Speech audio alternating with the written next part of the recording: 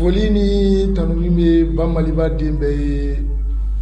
a sigiyɔrɔ la fɛn fɛn sigilen don mali kɔnɔ ani mali kɔkan an ka foli ni waleɲumandɔn b'aw bɛɛ lajɛlen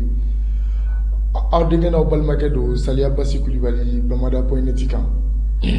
maliyɛnw bi an y'a kanu ka ni jɛmukan sigi aw ye walasa k'an da don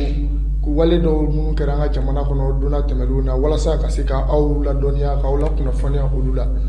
N b'a fɔ aw ɲɛna k'a fɔ ko n'i ye nin jaduma ninnu lajɛlen aw fɛ bi an balimakɛ dɔ bɛ yan n'an baarakɛɲɔgɔn dɔ bɛ yen o de bɛ subahana mansin kɔfɛ walasa ka se ka nin jaduma ninnu yira u la n'o ye Bali Sisoko ye an ka foli ni waleɲumandɔn b'aw bɛɛ lajɛlen. Maliyɛnw komi aw bɛɛ yɛrɛ kɛlen b'a kalan sous-titre la bi an bɛna kuma sujet belebeleba fila de kan bi n'o sujet fɔlɔfɔlɔ yɛrɛ ye tentative mun kɛra an ka président na seliba don ni dɔ y'a essayé ka dankari an ka jamana cɛmancɛ fanga ɲɛmɔgɔ la n'o ye Asimi Goyita ye an bɛna don o kɔnɔ o tɛmɛnen kɔfɛ bavure policière mun kɛra Lafiyabugu dɔgɔkun tɛmɛlen tuguni fo an balimakɛ dɔ funɛkɛnin don ani tora a la ni bɛɛ lajɛlen b'a wele ko Cam an bɛna don o fɛnɛ la ɲɔn'o cɛ an b'aw ladɔnniya k'a fɔ ko jɛmukan in sigilen don aw ni anw de cɛ walasa an bɛna tila ka telefɔni bila walasa aw yɛrɛ ka se ka weleli kɛ aw hakilina ye mun ye nin wale ninnu na aw ka se ka aw da don o la k'o f'an ye ni jɛmukan ye an n'anw ka jɛmukan ye o la an bɛna daminɛ ni sujet bakuruba fɔlɔ ye sujet bakuruba fɔlɔ n'o ye banbaci wale tigilamɔgɔ dɔ y'a essayé ka dankari an ka cɛmancɛ fanga ɲɛmɔgɔ la n'o bɛnna seliba don ma nin don o bɛnna le 20 juillet ma a don sɔgɔmada fɛ ka mɔgɔw to selikɛnɛ la kibaruya ye bɔra ka cari fan bɛɛ lajɛlen fɛ k'a fɔ ko mɔgɔ dɔ y'a essayé ka dankari an ka cɛmancɛ fanga ɲɛmɔgɔ la nin don in sɔgɔma jamana in hami bɛ maa o maa la maa o maa bɛ da ka miiri ni jamana in ye bɛɛ lajɛlen hamina bɛɛ lajɛlen dusuma kasara a donni kelen kama ka d'a kan an ka jamana ye lakana sabatilenba tɛ jamana mun yɛrɛ kɔnɔ jamana in fankelen bɛɛ bɛ yen lakana sabatilen tɛ o yɔrɔ la n'a fɔra ko mɔgɔw bɛ da ka sunɔgɔ k'a fɔ ko ko lala ko Bamakɔ yɛrɛ kɔnɔ ko lakana dɔɔni bɛ yen an ɲɛ b'a la an yɛrɛ ka jamana kuntigi jamana in ɲɛmaa n'o de nana mɔgɔ de y'a essayé ka na dankari o la misiri kɔnɔ seliba don sɔgɔma a ye mɔgɔw ka quiétude perturbé fo ka taa dama tɛmɛ o tɛmɛnen kɔfɛ an y'a ye k'a fɔ jaw bɔlenw na minnu tun bɛ misiri kɔnɔ a n'olu ka fɔliw la k'a fɔ ko nin tigilamɔgɔ in a tun sigilen don misiri kɔnɔ sɔɔni sera alimami wulilen k'a fɔ k'a bɛ taa a ka laya kantigɛ seliw bannen kɔfɛ an y'a ye ko nin tigilamɔgɔ in bɔra président kɔfɛ ka boli ka na ni muru b'a bolo ka na essayer k'a bɛ dankari a ka ɲɛnamaya la an y'a ye o vidéo kelen kɔnɔ président yɛrɛ b'a essayer k'a yɛrɛ protéger n'a b'a essayer ka cɛ ka coup caler o tɛmɛnen kɔfɛ a ka garde corps bɛ na secours la ka na cɛ minɛ ka taa n'a ye o tɛmɛnen kɔfɛ an y'a ye k'a fɔ président bɔra heure kelen o kɔfɛ ka na yira an na k'a fɔ ko foyi m'ale sɔrɔ ko a bɛ hɛrɛ ni baden na a dagayɔrɔ la o kɔfɛ heure damadɔ kɔfɛ ka se sufɛla ma an y'a ye k'a fɔ a ka premier ministre fɛnɛ bɔra n'o ye docteur Choguel Kokala Mayiga ye plutôt n'o ye jamana premier ministre ye ale bɔra k'a fɔ ko ale yɛrɛ sigilen don président kɛrɛfɛ ko président banana a tɛgɛ la depuis yen nɔ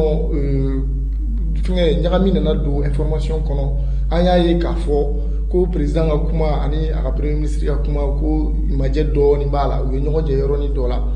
an bɛ se k'o fɔ k'o turu da mun an bɛ se k'o turu da jamana communication kɛcogo kunna an bɛ na ni président ka kuma ye président kumana k'a fɔ ko foyi m'ale sɔrɔ o waleya in an bɛ se k'o bila minɛ mun kɔnɔ mun n'i y'a mɛn dutigi don n'i y'a mɛn jamana ɲɛmaa don ni fɛn dutigi sɔrɔ dudenw bɛ hami ni fɛn jamana ɲɛmɔgɔ sɔrɔ jamanadenw bɛ hami président bɛ se ka bɔ o hukumu kɔnɔ ka na fɔ a ka jamanadenw ye walasa k'u hakili sigi k'a fɔ ko foyi t'ale la ale bɛ hɛrɛ ni baden na a dagayɔrɔ la an bɛ se k'a fɔ k'o ye cogoya ye n'u b'a fɔ o ma nanzarakan na ko communication mɔgɔw bɛ fili fɛn dɔ la mɔgɔ tɛ fɛn dɔ danfara dɔn n'o ye communication ani information mɔgɔw t'o danfara dɔn information ye ka kunnafoni jɛlen di mɔgɔw ma a kɛra cogo min na mais communication dabɔlen de don ka fɛn de fɔ i bɛ fɛ fɛn mun ka faamu o tɛ k'i bɛ ka tiɲɛ fɔ ye dɛ mais a kɛlen don i bɛ fɛ mun ka faamuya i bɛ k'o de ɲɛfɔ an bɛ se k'a fɔ ko président y'o kɛ walasa ka se ka an bɛɛ lajɛlen hakili sigi mais an y'a ye k'a fɔ ko sufɛ tuguni a ka premier ministre n'ale bɛ relever président yɛrɛ la an ɲɛ b'a la ale fana bɔra k'a fɔ ko ale yɛrɛ de kun sigilen don président kɛrɛfɛ ko président banana a tɛgɛ la an y'a ye waleya mun ye mɔgɔw bila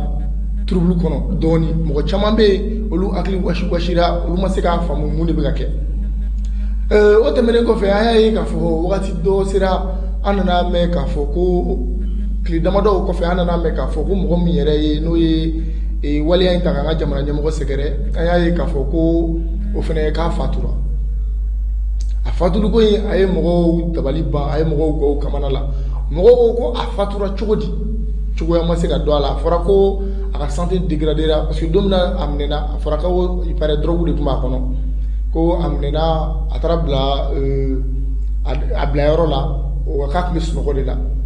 mais o kɔfɛ tile damadɔ kɔfɛ an y'a ye k'a fɔ k'a fatura fatuliko in ye mɔgɔ caman dabali ban a ye mɔgɔ caman dabali ban hali sisan a bɛ ka commencer ka mɔgɔw dabali ban hali tuguni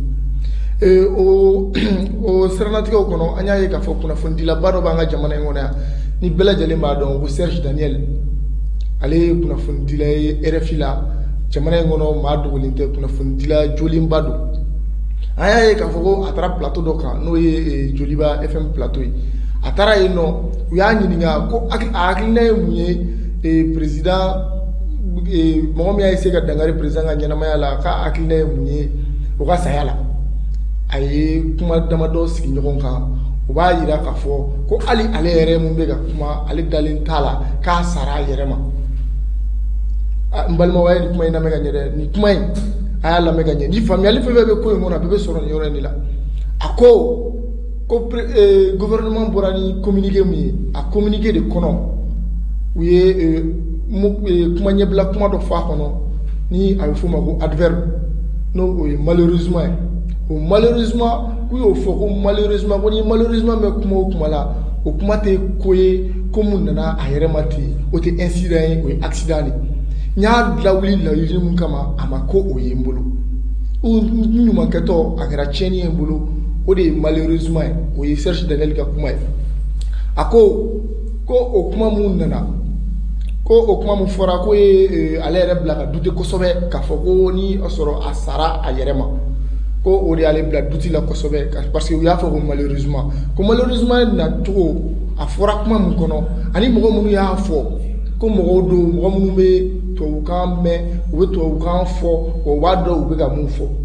k'u ye kuma in bila walasa an minnu bɛ yen ka an piéger de c'est des mots piégés a ka kuma la a y'o de fɔ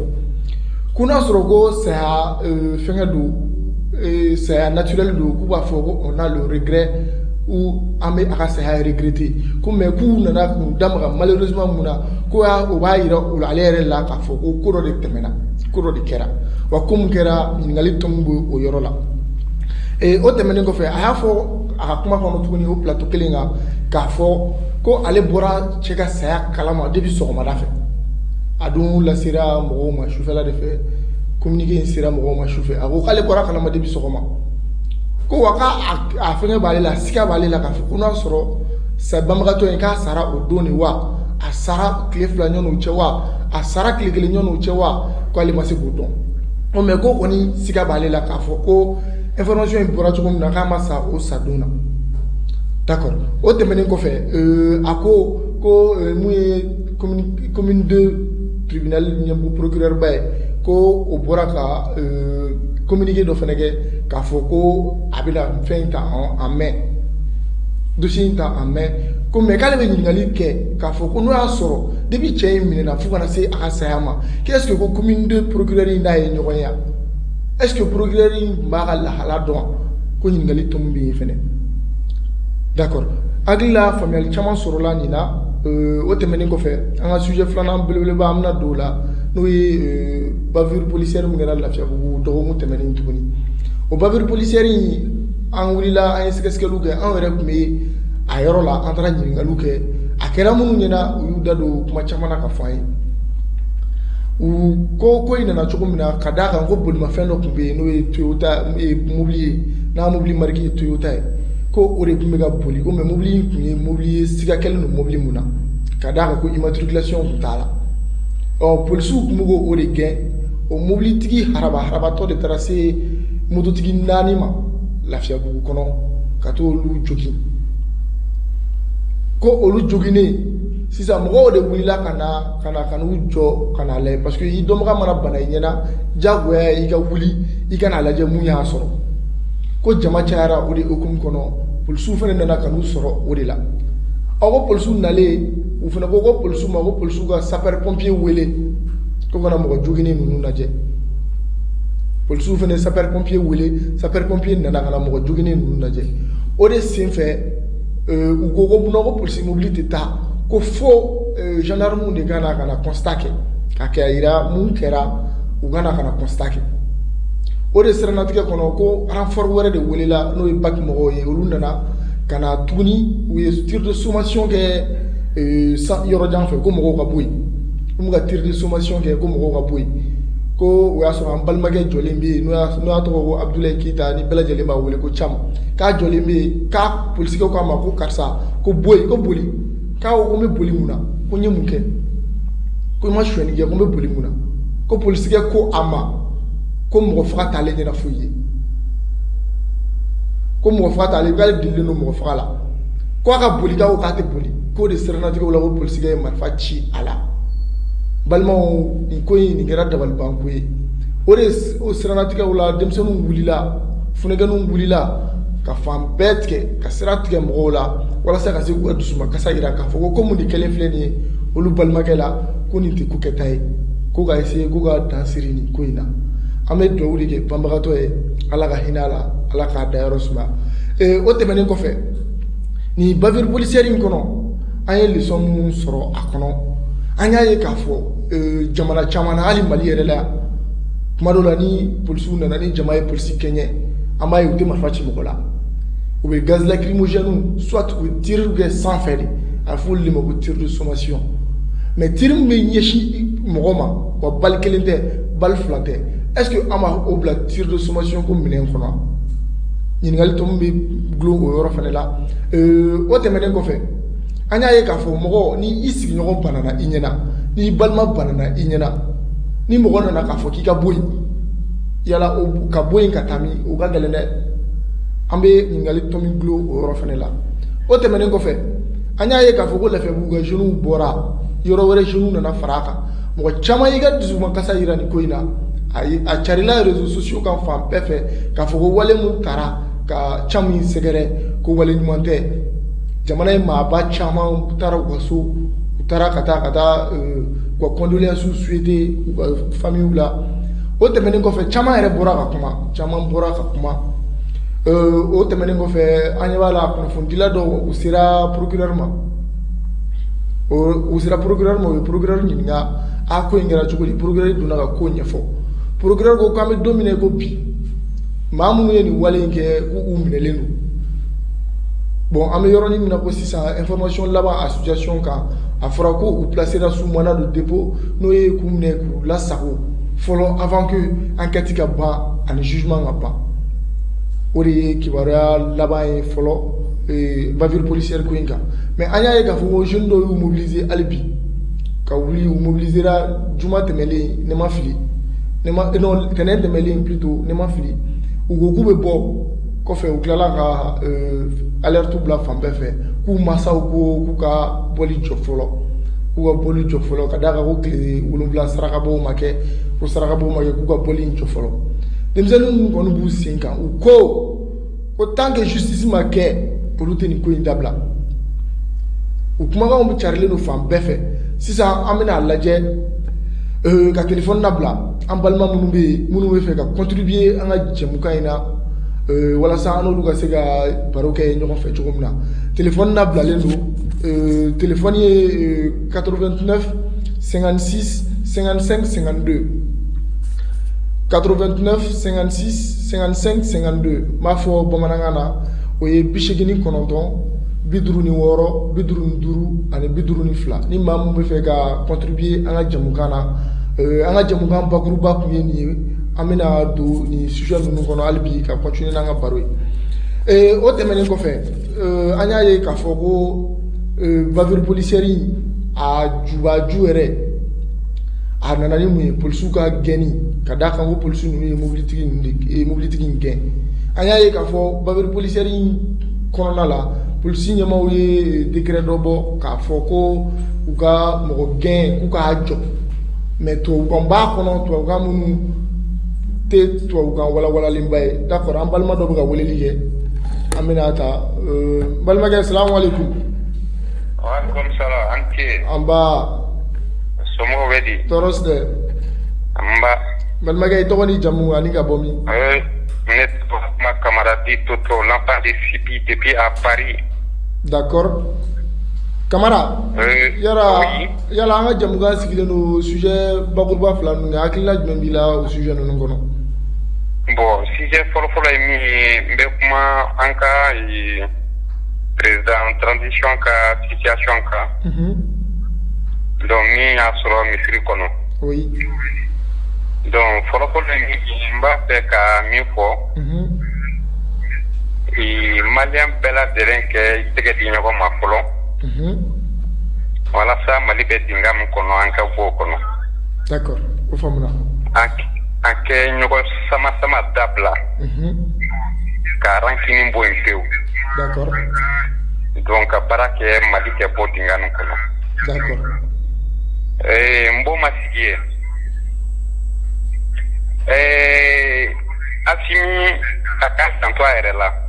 D'accord. Parce que Asimu jamana hinɛ b'a la, jamana kanu b'a la. Bon mais a bɛ situation min kɔnɔ a ka gɛlɛn. D'accord. Parce que kan ye Asimu sɔrɔ ka fɔ yɛrɛ ani mɔgɔ minnu bɛ ɲɔgɔn fɛ ko bɛɛ hakilina ye kelen ye. A bɛ bara ni Adama la. D'accord. Donc mɔgɔninfin i bɛ fɛn o fɛn kɛ i b'a kɛ ni Ala tɛ la. O tiɲɛ. Bon Asimu dun filɛ an ye jate min na coup d'État bɛ kɛ wagati min na a man di mɔgɔ si ye. Mais ni a ma ɲɛ a kɛlen donc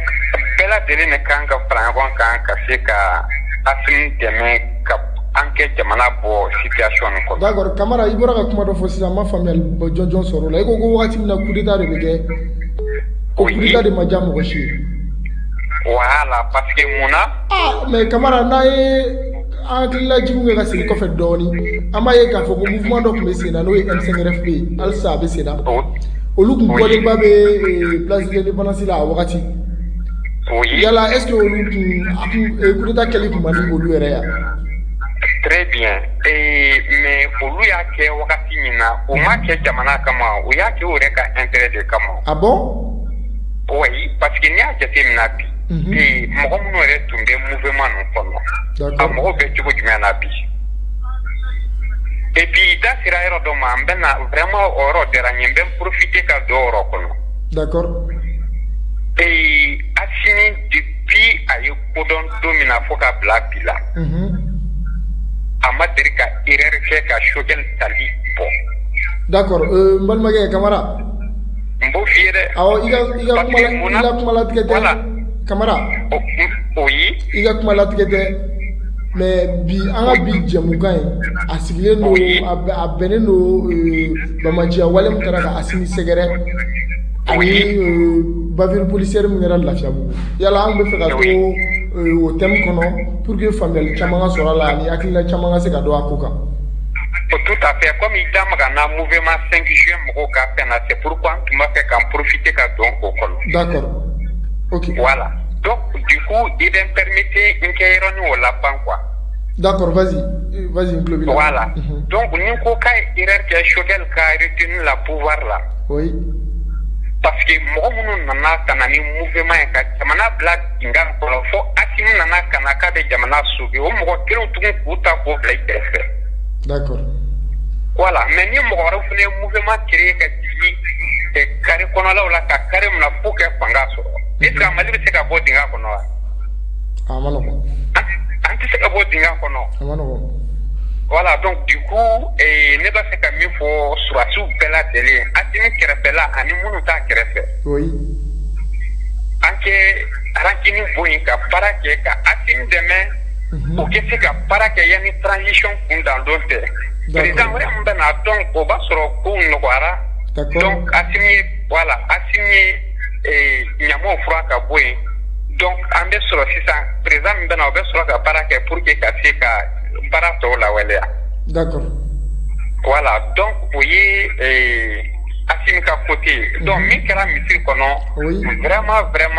moi aussi, ma sega famille sur là. D'accord. Voilà, où est qu'à fol la botte, oui, qui est d'autres fois, à un moment, trop fort. Donc, où est-ce que je m'en on a ni les deux, Anni Asro, ça dit,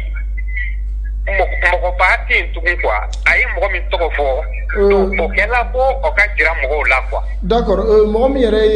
Walia Inke, au tigre, tu préparer la masse gardon, à bord, préparer la masse gardon, à Foraco et mon trop fort.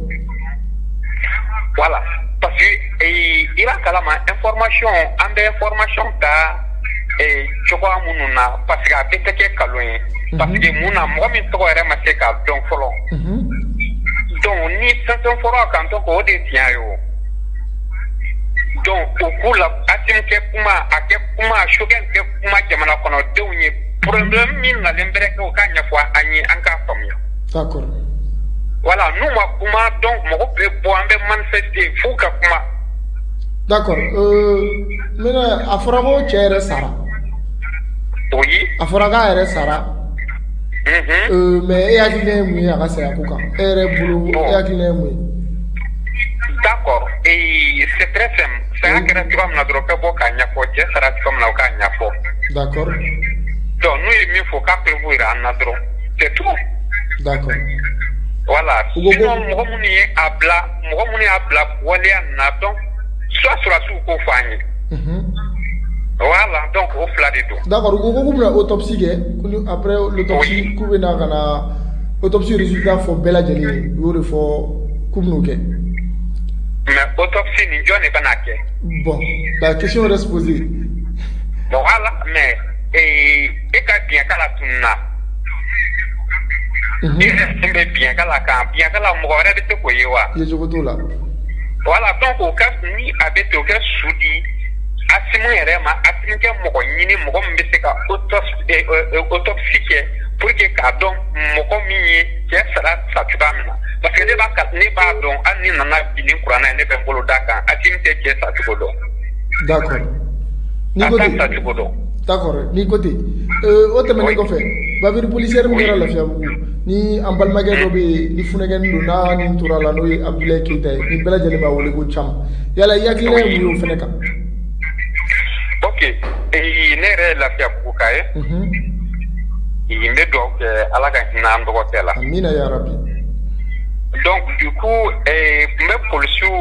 au folon parce que police bien. Oui. Donc mon fille ni il y a mon frère qui tout tient qu'à embêter qu'à y supporter. D'accord. Mais ni voilà ni pendant franchement police ou ma ben à ma ben bien ma ben ciné. D'accord. Donc maintenant même il faut population en que se barankambolo dans tout cela. D'accord. En que manifestation bejo. Mɔgɔ minnu ye waleya jugu ninnu kɛ polisiw la n'u bɛ kaso la ka ban donc o bɛ se k'an dusu da. D'accord. Donc sariyatigiw kɛ tanbɛ n'u ka baara ye. D'accord. Donc u kan ka ɲangi ka taa ɲangi bolo kan a ye ko kɛ. D'accord. Ok, merci Camara. Merci Camara i ka laseliw la an balimakɛ bɔra ka kuma dɔ fɔ sisan. A y'a fɔ k'a fɔ ko autopsie bɛna kɛ ko autopsie résultat ko o bɛna kɛ cogo di ka d'a kan ko biyɛn kala ɲinina ko yɛrɛ sen bɛ biyɛn kala kan ko est-ce que yecogo b'o la a y'a fɔ cogo min na yecogo ka gɛlɛn d'accord an bɛ o to tan an b'a lajɛ n'an balima wɛrɛ sera ka sɔrɔ mun bɛna ka na dɔ fɔ an ka jamukan in na hali bi an b'a hakili lajigin k'a fɔ k'an bɛ bamaciya wale mun taara ka Assimi Goïta sɛgɛrɛ n'o y'an ka camancɛ fanga ɲɛmɔgɔ ye d'accord an balimakɛ dɔ bɛ an balima dɔ bɛ téléphone na oui allô oui balimakɛ salamu aleykum. Waalaikum salam wa rahmatullahi wa barakatuh. Balimakɛ i tɔgɔ ni jamu ka bɔ min? Ne tɔgɔ Musa Bala Jara ka bɔ. Kabomi? Kuligoro. D'accord. Jara. Yala yakile mu anga jamugan ka ni anga jamugan sigilen do tem flaka. No tem folo e bamaja wale mutara anga jamana nyamoko segere selibado misiri kono. Bamako misiri bala. Ani babir policier mu ngera lafiya bu. Yala yakile mu uka.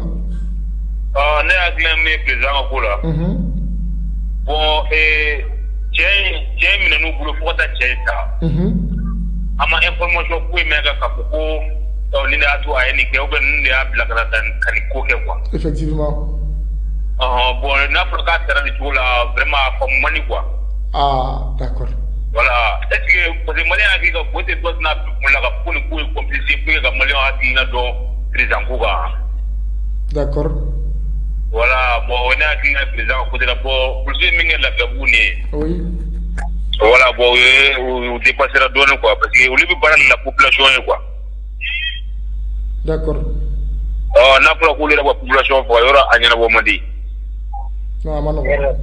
Voilà, donc pour jouer mingi ne vraiment amanya donne quoi. D'accord. Oui, voilà, on a clair. D'accord, merci. Yala ebe mune ni sharia tugu fe kuma labana. Ebe mune ni sharia tugu fe ni situation kono kuma labana. Sharia tuwa. Voilà quoi ko gena hakile quoi parce que sharia flane professionnel lu ta ko blen ko wala ta ke kore iba bo ulisi mu ko yi adunda boda ngambe mu ko de musulman ane darula ku ta ku kanga sharia nyamu ko yi. D'accord. Voilà donc ko do be ko ase ka ulutu quoi. D'accord, merci Mbalmage. Voilà, merci quand même. Merci Allah souere. Amira Gami. D'accord. Ama Mbalmage fu no jaray kaba deba daga yoro la no kuligoro aga contribution na nga jemugana albi ame continuer amenani albi funga bavure policière ni albi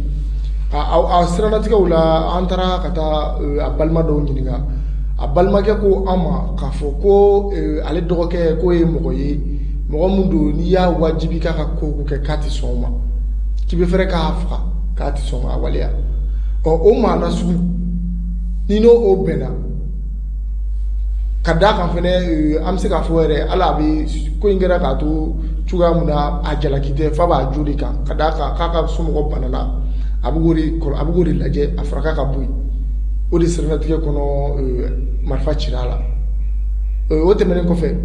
anya ye ka fo fene tukuni la fe buga jundo be nu ya abale trika wi olu willa u chamango ka kero lu nyena ko marfa bi chala wakati mna ko mar bal kele dere ko bal folo chirala ako kabi bul akodo ni tukuni ko flanan chirala ko bal chirala ko funani nere kumbe sur le lieu ado wi ali marfa chino ira nere la kukula a desera yoro minani jili bonay yo fena irana o temene ko fe ani ma chama kumana musudo na rambalaka do lu erebe kumana o kumkono olu ya fo bolu dusuma kasalino fo adamateme olu ba donne ko police dabo kuni kana olu la kana olu da ko police dabo ko linu kana olu ga dimsenu fa daroni aw bela jele ya nga ja ininuna o ngona me munumunu amna don tukuni président agression okum kono o okum fene kono asranatique la am siga fam kanga jamra nyamo ko agresira abe gligli abe mogo dabaliban ko jugu na fora ko amaye santo la jamana nyamo chama temena nyoni asiminche anya ye ka foni olubida misiri la gardigoru be yoro be sécuriser ala ka to sella gardigoru do mu chouti so asel mo na te gere ngona ka seni yoro mbela andu ya yefene ka fo goni chen aboto kofe abaka kuliri abaka kuma kando fo munu kumbe anga nyingale tengono lula luko ama ka fo ka fo de kayan toro ka mu de fo ka shi jamana nyamo ma andu nyabala o jagere na fene gardigor do jolenu na soro de bi yoro janfe abaka fo ka ayan toro yala gardigoru ya ma ngamew yala uma se ka dan ay se ka dan karala de bu yoro la nyona kasi anga nyemama o temene ko fe anya ye tukuni ka fo una na kana mine ku gwe mo fla de mine ayoro la ku tara so folo mo flana ko jamana la kana baga doy nu ko arata shene no sécurité d'état la ko mu jamana lakanabaga dɔ ye u tilala k'o bila kɔfɛ o dɔnni ka d'a kan olu mɔgɔ dɔw bɛ yen olu bɛna don jama la k'u yɛrɛ bila en civil walasa u kana se ka dɔn u bɛ ka baara mun kɛ o tɛmɛnen kɔfɛ an y'a ye k'a fɔ tuguni cɛ minɛlen ka taa n'a ye a tɔgɔ ma se ka dɔn a tɔgɔ jamu ma se ka dɔn wagati dɔ la an ye information dɔw mɛn a kan k'a fɔ k'a tɔgɔ ko Alassane Touré ko mɔgɔ don k'a bɛ bɔ fɛnkɛ la comment dirais-je Yirimajɔ ko sans domicile fixe a tɛ a ka baara dɔnnen tɛ a siyɔrɔ kelen dɔnnen tɛ ko o de y'a tɔgɔ n'a jamu ye k'a bɔra ɲɔnɔ a bangena san 1991 o san ninnu na k'a bangera o de la mais hali bi information jɔnjɔn ma sɔrɔ a la jamana ɲɛmɔgɔw ma bɔ a bɛ minnu bolo olu ma bɔ k'a yira n na k'a fɔ ko a tɔgɔ de ye nin ye a jamu de ye nin ye fo kana se don min na a nana fatu hali a fatulen kɔfɛ communiqué min bɔra tɔgɔ t'a la jamu t'a la an bɛ se k'a bila minɛn min kɔnɔ hali bi a tigi tɔgɔ n'a jamu ma se ka dɔn hali bi mais an bɛna ale a ka sayako la a ka sayako in a bɛ ka mɔgɔw dabali ban jamana mɔgɔ de bɛ se ka minɛ bɛɛ lajɛlen ɲɛna k'a bɛɛ lajɛlen ɲɛna a y'a ɲini k'an ka dankari an ka jamana ɲɛmɔgɔ la ka taa bila détention na fo ka nin wagati jan in kɛ tile damadɔni kɛ a ma bila justice ka bolo kan parce que ni an y'a ta k'a lajɛ fɛngɛ mun bɔra communiqué mun bɔra gouvernement communiqué de don ni communiqué tun kan ka bɔ an tun b'a ye k'a fɔ de ko commune de procureur mun bɔra k'a fɔ ko b'ale ka bolo kan ale de kan ka bɔ k'a fɔ an ye ko ni communiqué in kɛ karisa fatura mais an y'a ye gouvernement fɛngɛ communiqué mun bɔra a signé no par le gouvernement an dun mana ye an ka jamana sariya bolo b'a fɔ k'a fɔ mɔgɔ i mana minɛ cogo cogo i mana minɛ gendarme fɛ i mana minɛ police fɛ i mɛlenba i kan ka bila tile 3 de kɔnɔ n'o ye 72 heures i kan ka taa bila jamana sariya tigilamɔgɔw ɲɛkɔrɔ u ka se ka i ka ko siranatigɛ n'i ka ko bɛ kɛ cogo min na o de kun kɔnɔ an y'a ye k'a fɔ ko an b'a yɛrɛ ɲininka n'o y'a sɔrɔ commune de procureur n'a sɔrɔ a yɛrɛ tun b'a kalama a bɛ lahala mun na ou a bɛ bolo mun kan ka d'a kan ni communiqué tun kan ka bɔ ale de ka communiqué kan ka bɔ alors tandis que a bɔra a minɛ wagati k'a fɔ k'olu b'u ka baara kɛ o tɛmɛnen kɔfɛ an y'a ye k'a fɔ maa caman bɛ yen minnu bɔra ka kuma olu dabali banna u y'a yira k'a fɔ ko ni saya tɛ se ka kɛ saya naturel ye komi n ye n da maga la kunnafonidilaba min bɛ yen n'o bɛ RFI ka correspondant ye jamana in kɔnɔ yan ni Cher Daniel ale y'i da maga la ani mɔgɔ caman kumana k'a fɔ ko ni saya cogo in k'a m'olu kunkolo minɛ hali an bɔra k'a ye sisan an balimakɛ dɔ ye weleli kɛ o yɛrɛ y'a fɔ k'u ka bɔ k'u k'a ɲɛfɔ ka d'a kan mun tɛmɛna olu tɛ a dɔn hali bi telefɔni labilalen don ni mɔgɔ min bɛ fɛ k'i sen don an ka jɛmukan na hali bi an b'a fɔ ko 89 56 55 52 o de ye nɛgɛjuru sira ye mɔgɔ bɛ se k'an lasɔrɔ nɛgɛjuru sira min na walasa ka a contribution di an ka ni jɛmukan in na o tɛmɛnen kɔfɛ an bɛna hali bi an bɛna continuer ni an ka président ka agression ye an y'a ye k'a fɔ ko président ka agression kɔnɔna la fayiba de bɛ an ka jamana ɲɛmɔgɔ ka lakɔlɔsili siranatigɛw la an b'a ɲini k'a fɔ jamana ɲɛmaa hali bi a ka dɔ fara a ka sécurité kan sinon an b'a ye k'a fɔ san tɔw la jamana ɲɛmɔgɔ kɔrɔlenw na olu ka sécurité renforcelen don an b'a ye k'a fɔ ɲɔnu ka se misiriw la yɛrɛ k'u bɛ taa seli polisiw bɛ taa fan bɛɛ minɛ gardiw bɛ taa fan bɛɛ minɛ lakana tigilamɔgɔw bɛ kɛ ka fan bɛɛ la kodɔn k'a dɔn ni fɛn jugu tɛ yɔrɔ la hali pubɛliw kɔnɔ an b'a ye u bɛ t'olu bɛɛ fɛsɛfɛsɛ k'a lajɛ walasa ka président ka lakanako sabati mais an y'a ye Asimida in na an tɛ se k'a faamu k'a fɔ ko misiri kɔnɔ lakanabagaw bɛ yen mɔgɔ de bɛ se ka don ni muru ye misiri kɔnɔ olu tun kan k'o précaution bɛɛ ta k'a kɛ de telle sorte que mɔgɔ man ka gɛrɛ président yɛrɛ la a kɔrɔ yɛrɛ la kuma tɛ k'u ka fɔ k'u ka se ka taa se a barali ma o tɛmɛnen kɔfɛ an y'a ye président n'a ka premier ministre yɛrɛ u nana ka na fɔ ɲɔgɔn kɔ u ka siranatigɛw la kuma nacogow la ale bɔra k'a fɔ ko foyi t'ale la mais premier ministre bɔra k'a fɔ k'a banana an bɛ se ka mun fɔ Sukali Kɔkala Mayiga ye o yɔrɔ la n'ale min ye premier ministre ye ale tun bɔkun tɛ an bɛ se k'a fɔ k'a bɔkun kun tɛ ka d'a kan président bɔra ka mun fɔ o ye wasa kɛ n'a ma ɲɛ k'ale de ye jamana kuntigi ye hali n'a ye kuma mun fɔ ni kuma in tɛ sababa ye hali ni kuma in tɛ tiɲɛ ye an bɛ se k'a fɔ k'a d'a kan ngo aye mun fo anye obi wasake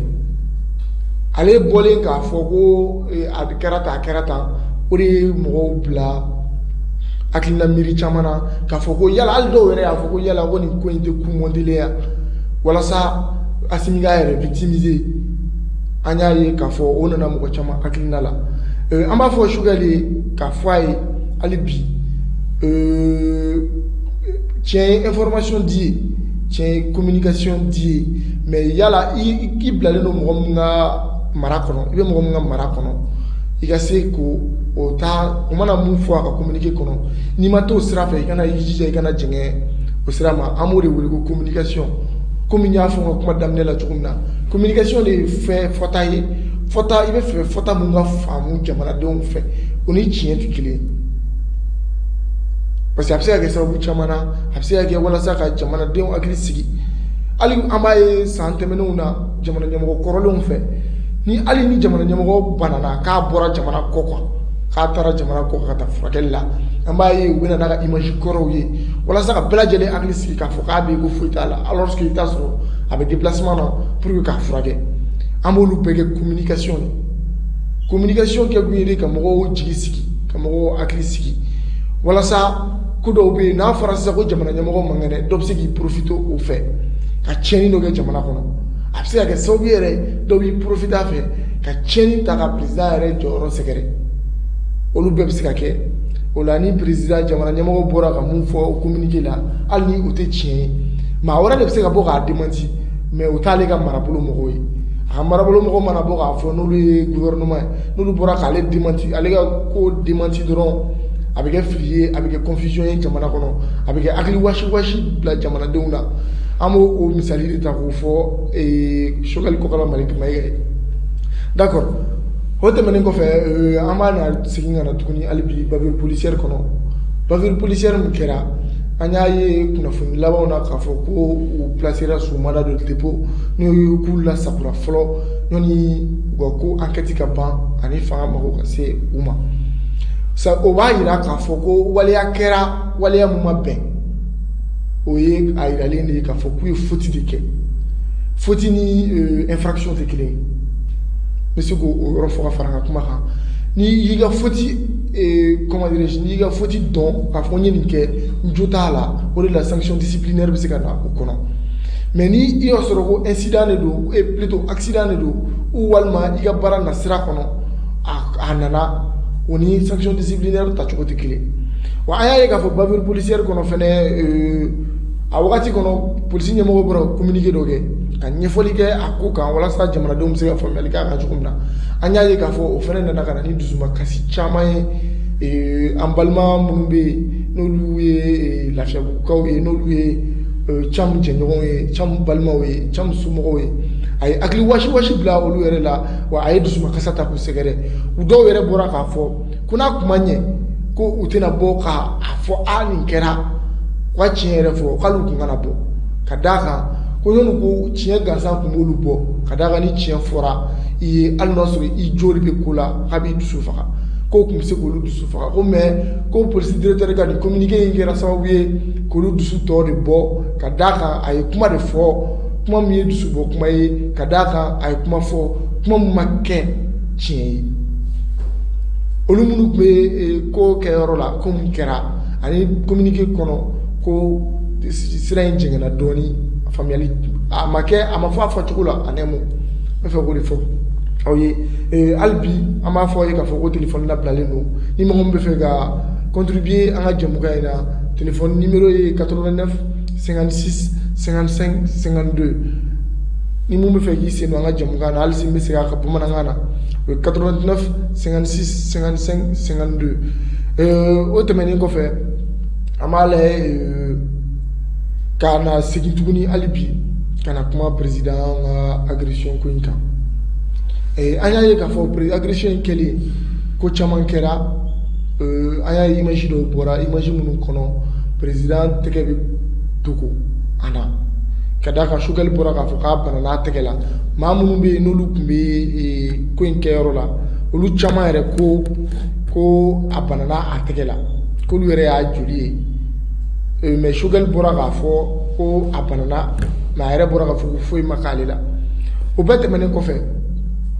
an y'a ye image caman bɔra président taara inauguration dɔw la an y'a ye k'a fɔ u bɛ photo ta de telle sorte que u b'a tɛgɛ yanfan dogo mɔgɔw la mais dɔw ko ko Kleenex b'a tɛgɛ la dɔw ko ko depuis ko in kɛra waati min na k'u ye a tɛgɛ minɛ ka a tɛgɛ jeli cɛ k'o tun bɛ Kleenex la caman y'o fɔ bon o k'u siranatigɛw kɔnɔ an bɛ se ka na résumé mun kɛ nin kuma ninnu kan o de ye k'a fɔ jamana kɔnɔ président attaqueli o tɛ sababa ye jamana ma an bɛ dugawu de kɛ ala k'an kisi ni ɲɔgɔnna wɛrɛ ma an bɛ dugawu kɛ hali bi ala kana dusu jigin maa wɛrɛ kɔnɔ k'a lawaleya an b'o dugawu de kɛ o tɛmɛnen kɔfɛ an b'a fɔ jamana ɲɛmɔgɔ ye hali bi nka k'a ka sécurité renforcer mɔgɔ man ka kɛ k'i bɛ ja bɛɛ ye mɔgɔ man ka ja bɛɛ ye mɔgɔ man ka ja bɛɛ ye wa mɔgɔ tɛ goya bɛɛ fɛnɛ ye mɔgɔ mana kɛ cogo o cogo i mɔgɔ bɛ i ka ko man bon olu ma maa bɛ yen fɛnɛ olu bɛ sa i ka ko la o tɛmɛnen kɔfɛ an bɛna bavure policière fɛnɛ kɔnɔ an bɛ se ka mun fɔ polisilakaw ye polisi ɲumanw bɛ yen an ka foli b'u ye an ka tanuni b'u ye a ɲumanw bɛ yen mais an bɛ mun fɔ nin waleya mun bɔra an ka polisilakaw fan fɛ an b'a f'u ye ko hali bi u k'u yɛrɛ ressaisi hali bi u k'u yɛrɛ ressaisi ni fili ninnu man ka kɛ ni fili ninnu man ka kɛ ni fili ninnu man ka kɛ hali bi an b'a fɔ ka d'a kan an ka polisilakaw u bɛ waleya caman ta ka anw jamana kɔnɔdenw sɛgɛrɛ da tɛ se ka maga a bɛɛ la da tɛ se ka maga a bɛɛ la an b'a fɔ ko an ka polisi ɲɛmaaw ye n'u bɛ recrutement kɛ u kana kɛ de ye ko maaw de ye maa minnu bɛ yen ni taayɔrɔ ma sɔrɔ olu la ni baarayɔrɔ ma sɔrɔ olu la ni baara wɛrɛ ma sɔrɔ olu la k'u bɛna u ɲɛsin polisiya ma hali bi an b'a f'u ye u ka sɛgɛsɛgɛli kɛ hali bi u ka enquête de moralité ɲumanw kɛ walasa ka se ka maa ɲɛnamaw ta ka don an ka finiw la